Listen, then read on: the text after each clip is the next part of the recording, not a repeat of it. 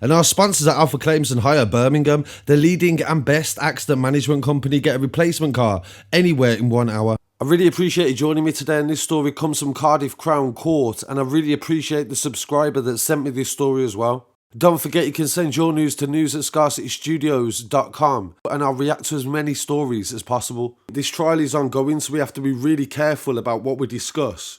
So I'm going to stick to articles that have already been documented and police reports. A mother called Angharad Williamson and her boyfriend John Cole and a 14-year-old boy believed to be related to the couple are standing trial for the murder of Angharad's son, Logan Mwangi. John Cole is the stepfather, and the jury heard that Logan's mother, Williamson, was distressed when the police arrived to find out how the boy had died. I remember when this story broke in July of last year, and there was very little information available at the time. Logan was found dead in the River Ogmore in Pandy Park, around 250 metres from the flat where the couple lived, and this was in the Bridgend area. His body was found on July the 31st, 2021. Logan's mother Angharad is 30 years old, and she is standing trial at Cardiff with her partner John Cole and the 14-year-old, and all three of them deny murdering the 5-year-old.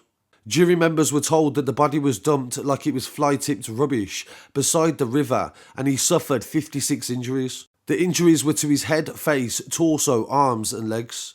And Cardiff Crown Court heard that Williamson attended hospital with the police to see Logan's body after his death, along with her mum and a friend. She was speaking to the investigators just hours after her son was pulled out of the river near her home. The investigators in the case said that the mum became quite sarcastic and she knew that she had to remember the details and they would have been taking notes. DC Griffiths said that Logan's mother told her that Logan had a bath the night before he died and he was watching Pokemon in his room. She went on to say that he would never leave the house on his own and he was a very good boy. The police then asked Logan's mother if Logan had any injuries on his body the night before he disappeared, but she only mentioned that he had a graze on his elbow. But when the police found his body, they said that he had bruises above his eye and a bruise on his stomach, but he suffered internal injuries to his liver, small intestine and bowel. Another police officer gave evidence that William made crying and sobbing sounds in the hospital, but she never saw the mother cry.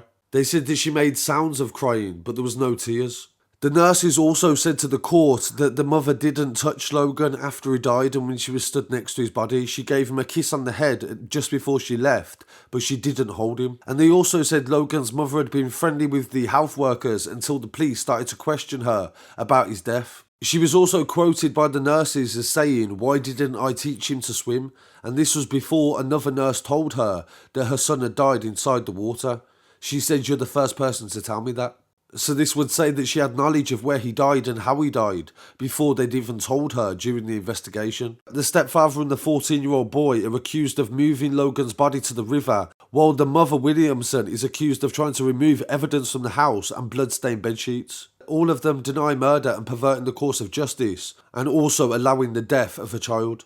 The trial is expected to last for 6 to 8 weeks, and I'll definitely keep you updated on anything to do with this story. I've covered many cases on the channel of child neglect and also abuse, and this is something that I think is very important to highlight, and especially when lockdown was occurring, how many cases we actually had as well. So I really want to hear what people have to say on this story, and rest in peace to Logan, and hopefully we can find some answers out at the end of this trial. Please don't forget to follow me online as well at Scarcity Studios on Instagram, TikTok, Twitter and Facebook, and I'll be back again very shortly with some more news. Peace.